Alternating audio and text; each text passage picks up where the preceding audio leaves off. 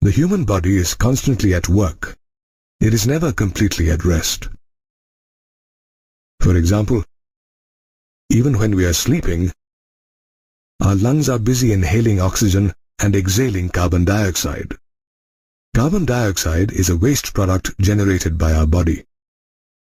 Like carbon dioxide, various other waste products such as ammonia, urea, uric acid, water, and excess ions like phosphate, sulfate, sodium, potassium, and chloride are produced in our body as a result of different metabolic activities like ingestion, digestion, and respiration.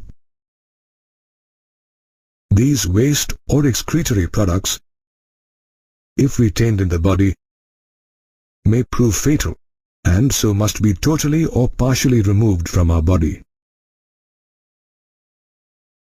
The process of elimination of metabolic waste products from the animal body is called excretion.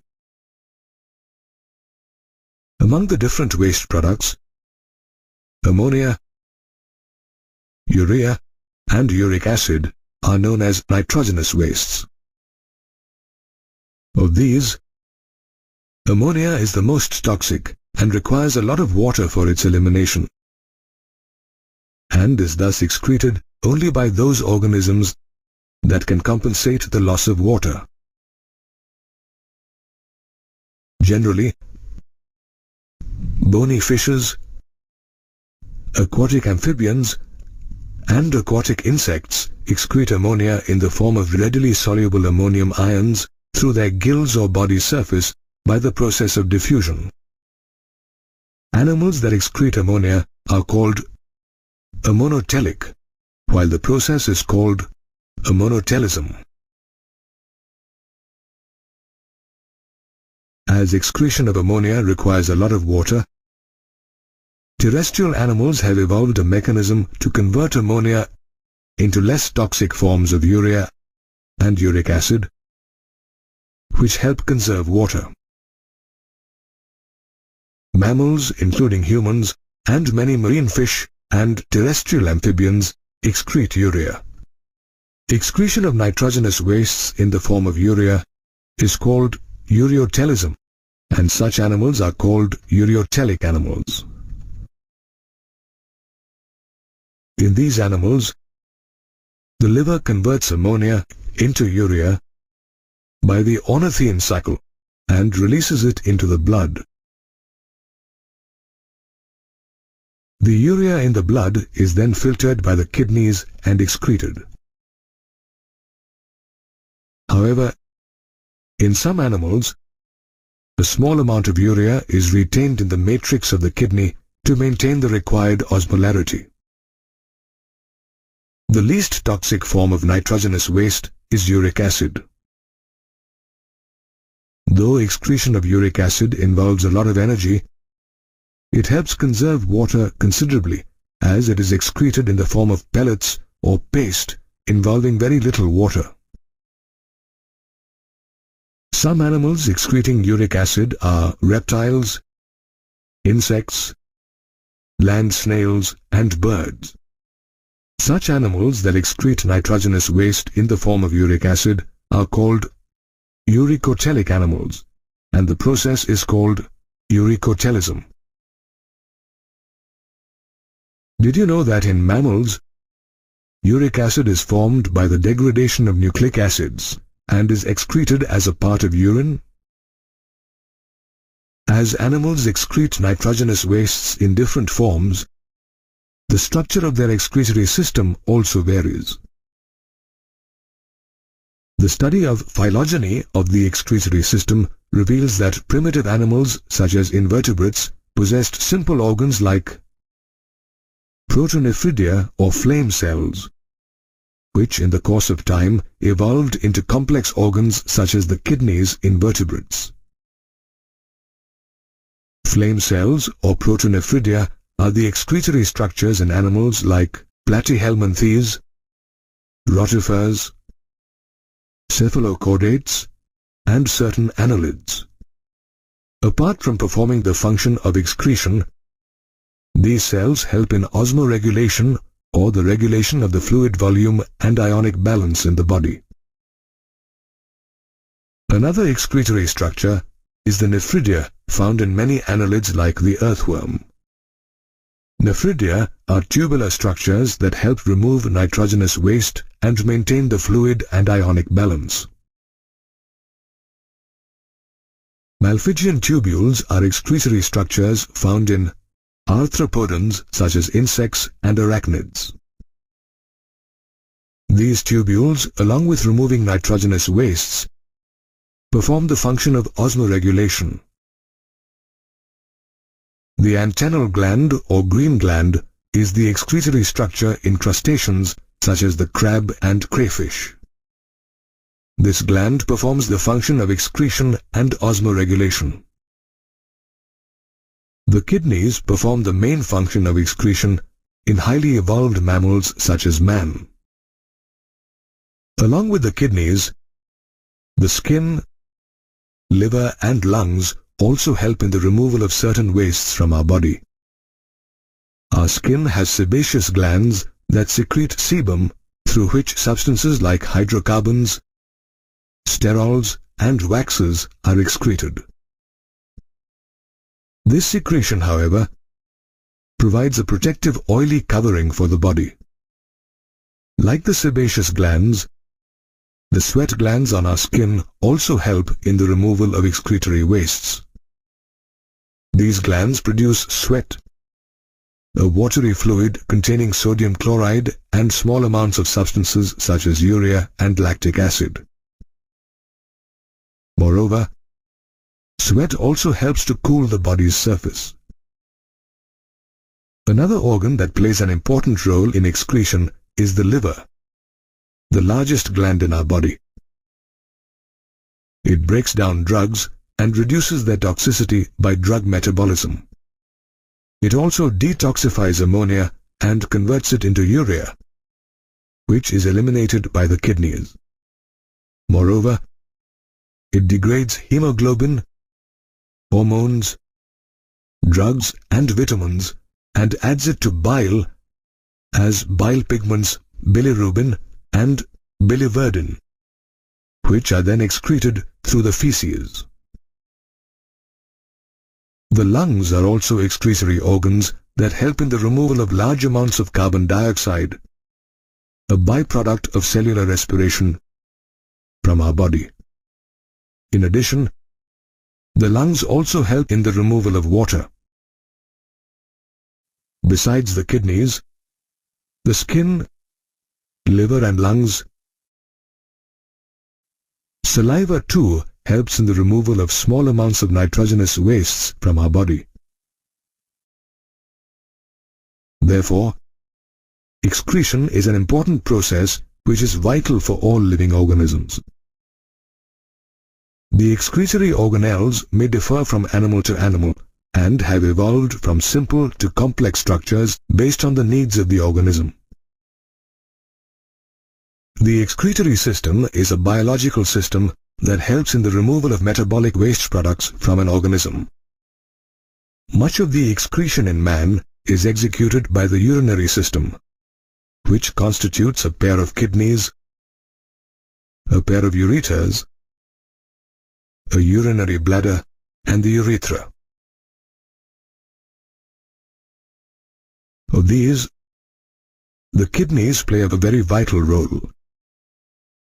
They filter blood by removing nitrogenous wastes, regulate blood pressure, and assist in the production of red blood cells. The kidneys are compact, bean-shaped organs on either side of the spinal cord in the lower back. More precisely, they are situated between the last thoracic and third lumbar vertebrae in close proximity to the dorsal inner wall of the abdominal cavity. The 11th and 12th ribs partially protect the upper part of the kidneys. The right kidney, which is near the liver, is slightly lower than the left one, which is adjacent to the spleen. The kidneys are reddish-brown in color. In an adult, each kidney measures about 10 to 12 centimeters in length, 5 to 7 centimeters in breadth, and 2 to 3 centimeters in thickness. Each kidney weighs about 120 to 170 grams. The kidneys have an outer convex surface and an indentation or a notch on the inner concave surface called the hilum, through which blood vessels, nerves, and the ureters pass. The kidney has a tough, fibrous outer layer called a capsule, and its longitudinal section shows that its inside is differentiated into two main regions, an outer cortex and an inner medulla. There are about 8 to 18 cone-shaped structures in the medulla called medullary pyramids, which project into the calyces. The tip of each medullary pyramid is called a papilla. The cortex protrudes or extends between the pyramids as renal columns called the columns of Bertini. The medullary pyramids project into the calyces, which lead to a wide funnel-shaped space called the renal pelvis. Each kidney contains about 1 million nephrons in the cortical region, which are the basic functional units of the kidney. The nephrons filter nitrogenous wastes and excess salts from the blood and help in body fluid regulation and urine formation.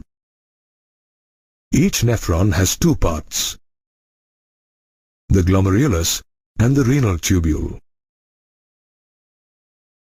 The glomerulus is a ball-shaped network of capillaries formed by the afferent arteriole, which is a fine branch of the renal artery.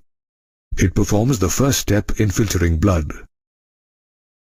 The filtered blood from the glomerulus exits through the efferent arteriole. The other part of the nephron, the renal tubule, helps in the reabsorption of salts and water as the urine passes through it, thereby concentrating the urine. The renal tubule begins with the Bowman's capsule and consists of proximal convoluted tubule PCT, Henle's loop, and distal convoluted tubule or DCT. The Bowman's capsule is a double-walled funnel-shaped structure that encloses the glomerulus. It collects the glomerular filtrate. The Bowman's capsule, together with the glomerulus, is called the Malpighian body or renal corpuscle. The Bowman's capsule opens into the proximal convoluted tubule, a highly coiled structure, and is followed by a hairpin-shaped loop called Henle's loop. Henle's loop has a descending limb and an ascending limb. The ascending limb opens into the distal convoluted tubule, which is also a highly coiled tubular structure. The distal convoluted tubules of several nephrons open into a collecting duct. Several collecting ducts converge and pass through the medulla into the renal pelvis, which leads to the ureter. The collecting ducts, along with Henle's loop, lie in the medulla, while the Malpighian body, proximal convoluted tubule, and distal convoluted tubule of a nephron lie in the cortex of the kidney. The nephrons in the kidney are also distinguished as cortical nephrons and juxtamedullary nephrons based on the length of Henle's loop. Cortical nephrons constitute the majority of nephrons and have a very short Henle's loop that just about extends into the medulla, while the juxtamedullary nephrons have a very long Henle's loop that runs deep into the medulla. Each nephron also has a fine network of capillaries called peritubular capillaries, which is formed from the efferent arteriole leaving the glomerulus. A minute vessel from this network of capillaries forms a U-shaped structure called the vasa recta, which lies parallel to the loop of Henle. They are greatly reduced or absent in cortical nephrons. The capillaries of many such efferent arterioles unite to form the renal vein, which joins the inferior vena cava. Let's now study the other parts of the urinary system. The kidney opens into the ureters through the renal pelvis. Each ureter is about 25 centimeters long and carries urine from the pelvis of the kidneys to the urinary bladder. The urinary bladder is a hollow, muscular and elastic organ that temporarily stores urine till it is released from the body. Urine leaves the urinary bladder via the urethra, a tube through which urine is discharged. The urethra is enveloped by the urethral sphincter, which controls the flow of urine from the bladder to the outside. Hence, the urethra, along with the urinary bladder, ureters and kidneys, constitute the human excretory system. The kidney is the major excretory organ in humans, and one of its primary functions is urine formation. Each kidney contains about 1 million nephrons, which are the basic functional units of the kidney, and help in urine formation. Urine formation involves 3 major processes, namely glomerular filtration or ultrafiltration, reabsorption, and secretion. The first step in urine formation is the filtration of blood, which takes place in the glomerulus, and hence the name glomerular filtration. The pressure of blood in the glomerular capillaries forces the blood to pass through 3 layers, namely the endothelium of the blood vessel or the capillary, the basement membrane of the glomerulus, and the epithelium of Bowman's capsule.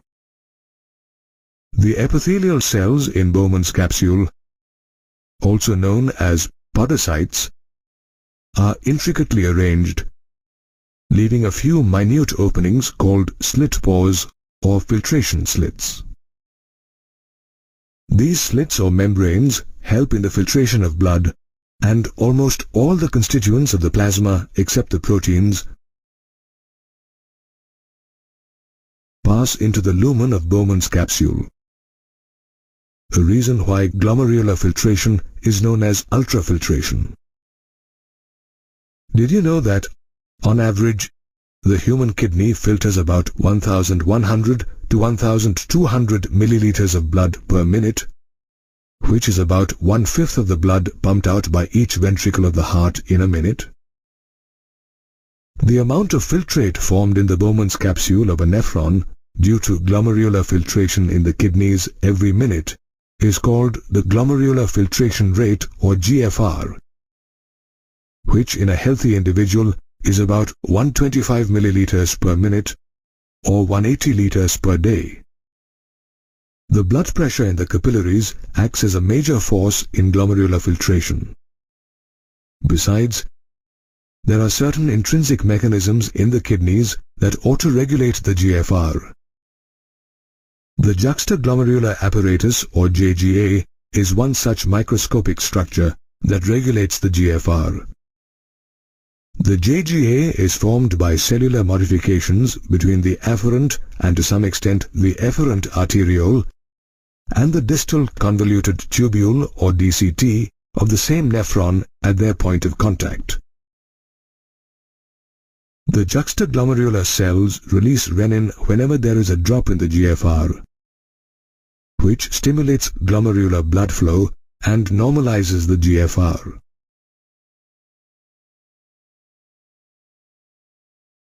Did you know that of the 180 liters of glomerular filtrate formed per day, the amount of urine released is just 1.5 liters?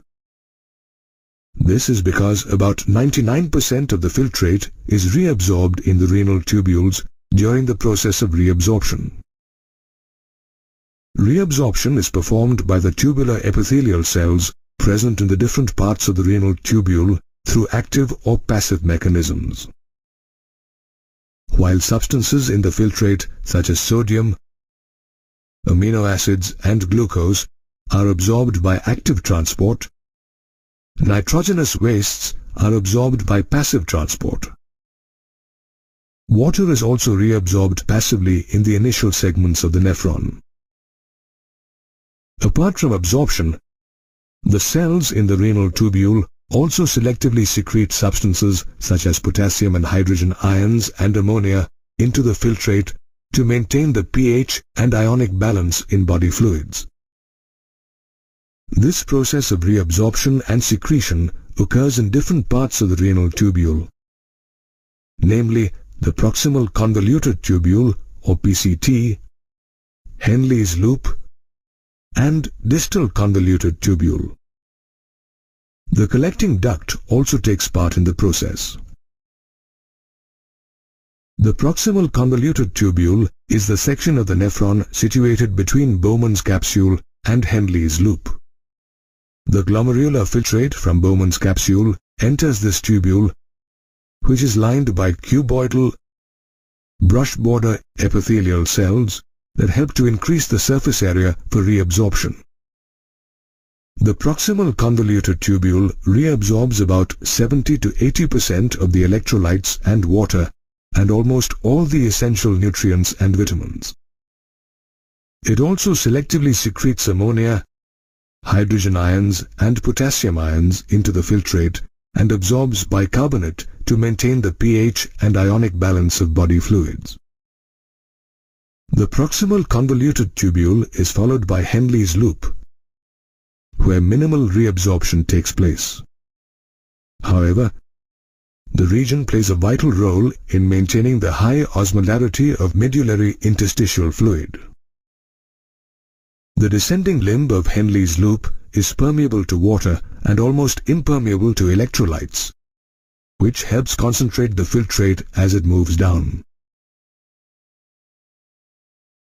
The ascending limb is permeable to electrolytes actively or passively and is impermeable to water.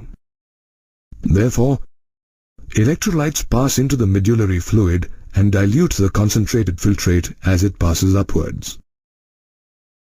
Henle's loop is followed by the distal convoluted tubule, where conditional reabsorption of water and sodium occurs. This region helps maintain the sodium-potassium balance and pH level in the blood by reabsorbing bicarbonate and selectively secreting potassium and hydrogen ions and ammonia. The distal convoluted tubules of several nephrons open into a straight tube called the collecting duct, which extends from the cortex of the kidney to the inner parts of the medulla. The duct helps to reabsorb water, thereby increasing the concentration of urine according to the body's state of hydration. It also maintains osmolarity by enabling small amounts of urea to pass into the medullary interstitium. Further, it selectively secretes hydrogen and potassium ions and maintains the ionic and pH balance of blood. Therefore, the nephron filters blood by reabsorbing substances that are needed and excreting the rest as urine. The urine produced by our body is around 4 times more concentrated than the initial filtrate, which reflects the conservation of water in the nephrons. Henle's loop and the vasa recta are the parts of the kidney that help concentrate the urine. A countercurrent is created in both these parts. This is because the direction of the flow of filtrate in the 2 limbs of Henle's loop and the flow of blood in the 2 limbs of the vasa recta are opposite. The countercurrent, along with the proximity of Henle's loop to the vasa recta, maintains an increasing osmolarity in the inner medullary interstitium. The difference in osmolarity between the cortex and the medulla is pronounced, as we can see that the osmolarity in the cortex is 300 milliosmoles per liter, while it is as high as 1200 milliosmoles per liter in the inner medulla. This difference in osmolarity is caused by the difference in the concentration of urea and sodium chloride. The sodium chloride that is transported through the ascending limb of Henle's loop is exchanged with the descending limb of the vasa recta. Then the ascending limb of the vasa recta returns the sodium chloride to the interstitium. In the same way, small amounts of urea entering the thin segment of the ascending limb of Henle's loop are transported back to the interstitium by the collecting tubule. This unique arrangement of the Henle's loop and the vasa recta, together with the countercurrent mechanism, help maintain the concentration gradient in the medulla, which aids the easy passage of water from the collecting duct into the medulla due to osmosis, thus concentrating the urine. Urine thus helps to eliminate the numerous waste compounds generated by our body. Urine formation is vital for human health, and it is difficult to survive without producing and eliminating it.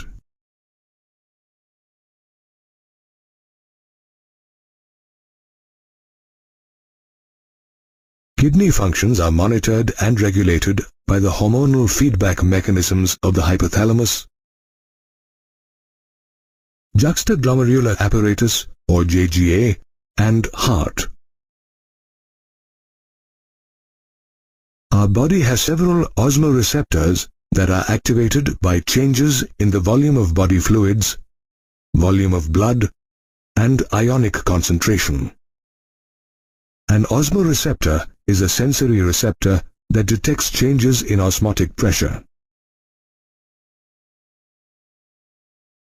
For example, a decrease in the level of body fluids activates the osmoreceptors, which stimulate the hypothalamus,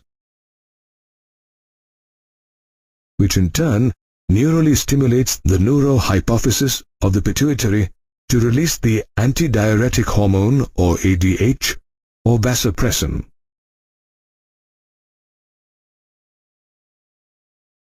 ADH prompts the distal convoluted tubules or DCTs and the collecting ducts to reabsorb more water, thereby preventing diuresis.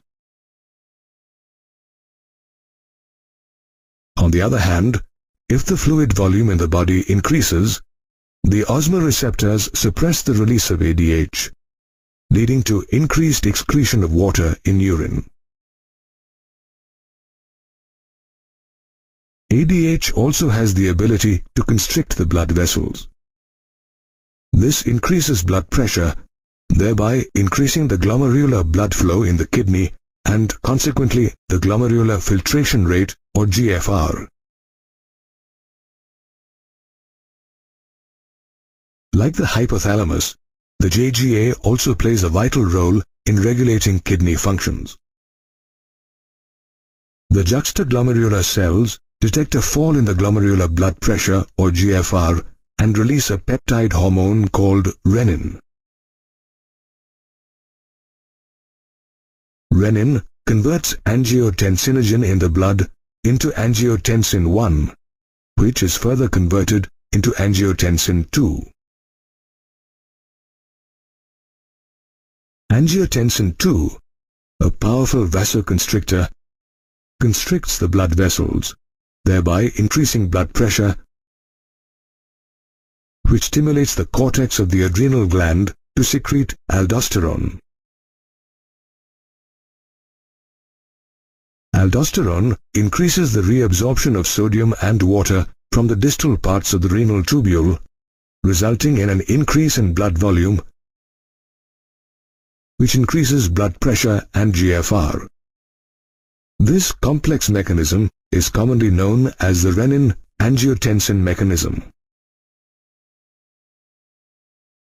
Apart from the hypothalamus and JGA, the heart also regulates the functioning of the kidneys to a certain extent. The muscles of the heart release atrial natriuretic factor or ANF when the blood pressure in the atria increases. ANF, a peptide hormone, is a vasodilator and also a diuretic that dilates the blood vessels and helps to decrease the blood sodium and water levels. It exhibits an inhibitory effect on the renin-angiotensin mechanism. Hence, hormonal feedback mechanisms efficiently monitor and control the functioning of the kidneys, leading to the formation of urine, which passes into the urinary bladder, where it is stored until a signal is received by the central nervous system, or CNS. As the urinary bladder gets filled with urine, the bladder is stretched and causes the stretch receptors on its walls to send a signal to the CNS. The CNS, in turn, sends motor messages that make the smooth bladder muscles contract and the urethral sphincter relax, resulting in the release of urine. This process of disposing urine is called micturition, and the neural mechanism responsible for the process is known as the micturition reflex. On average, an adult human releases about 1 to 1.5 liters of urine every day. The urine released is a watery fluid that is light yellowish in color. Moreover, it has a characteristic odor and is slightly acidic, with a pH value of 6. The characteristics of urine can change according to different body conditions. In fact, a urine test helps to diagnose many metabolic disorders in the body and any malfunction in the kidneys. For instance, the presence of glucose in urine, which is called glycosuria, is indicative of diabetes mellitus. Moreover, the urine of diabetic patients sometimes shows ketone bodies, which is called ketonuria. The malfunctioning of the kidneys can also cause uremia, a condition where large amounts of urea accumulate in the blood. Uremia can even lead to kidney failure. A life-saving process for uremic patients is hemodialysis, wherein excess urea in the blood is removed. In this process, blood from a convenient artery is drained into a dialyzing unit after adding an anticoagulant like heparin. In the dialyzer of the unit, a coiled cellophane tube surrounded by a dialyzing fluid with a composition similar to plasma except for the nitrogenous waste is placed. The membrane of the cellophane tube is porous and allows molecules to pass through it based on the concentration gradient. These molecules are the nitrogenous wastes to be removed from the blood. The absence of nitrogenous wastes in the dialyzing fluid helps urea to easily move out, thereby clearing the blood.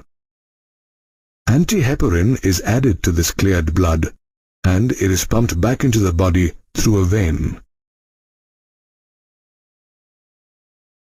However, in cases of acute renal or kidney failure, the only option is kidney transplantation.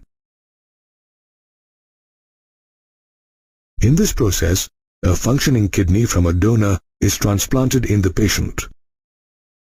Usually, a close relative of the patient is the preferred donor to minimize the chances of the patient's immune system rejecting the kidney.